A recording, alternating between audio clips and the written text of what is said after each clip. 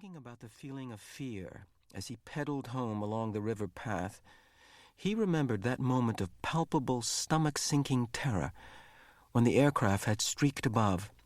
It was not what he was feeling now with December approaching. He searched for the right word to describe his own feeling. Jonas was careful about language, not like his friend Asher, who talked too fast and mixed things up, scrambling words and phrases until they were barely recognizable and often very funny. Jonas grinned, remembering the morning that Asher had dashed into the classroom, late as usual, arriving breathlessly in the middle of the chanting of the morning anthem. When the class took their seats at the conclusion of the patriotic hymn, Asher remained standing to make his public apology as was required. "I apologize for inconveniencing my learning community." Asher ran through the standard apology phrase rapidly, still catching his breath. The instructor in class waited patiently for his explanation. The students had all been grinning because they had listened to Asher's explanation so many times before. "I left home at the correct time, but when I was riding along near the hatchery, the crew was separating some salmon. I guess I just got distraught watching them. I apologize to my classmates," Asher concluded. He smoothed his rumpled tunic and sat down. "We accept your apology, Asher." The class recited the standard response in unison. Many of the students were biting their lips to keep from laughing. "I accept your apology, Asher," the instructor said. He was smiling. "And I thank you because once again you have provided an opportunity for a lesson in language. Distraught is too strong an adjective to describe salmon viewing." He turned and wrote "distraught" on the instructional board. Beside it he wrote "distracted." Jonas, nearing his home now, smiled at the recollection, thinking still as he wheeled his bike into its narrow port beside the door. He realized that frightened was the wrong word to describe his feelings, now that December was almost here. It was too strong an adjective. He had waited a long time for this special December. Now that it was almost upon him, he wasn't frightened, but he was eager, he decided. He was eager for it to come, and he was excited, certainly. All of the 11s were excited about the event that would be coming so soon.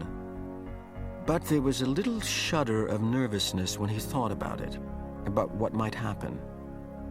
Apprehensive, Jonas decided. That's what I am. "Who wants to be the first tonight for feelings?" Jonas's father asked at the conclusion of their evening meal. It was one of the rituals, the evening telling of feelings. Sometimes Jonas and his sister Lily argued over turns, over who would get to go first. Their parents, of course, were part of the ritual. They, too, told their feelings each evening. But like all parents, all adults, they didn't fight and wheedle for their turn. Nor did Jonas tonight. His feelings were too complicated this evening. He wanted to share them, but he wasn't eager to begin the process of sifting through his own complicated emotions, even with the help that he knew his parents could give. "You go, Lily," he said, seeing his sister, who was much younger, only a 7, wiggling with impatience in her chair. "I felt very angry this afternoon," Lily announced. "My childcare group was at the play area, and we had a visiting group of 7s, and they didn't obey the rules at all.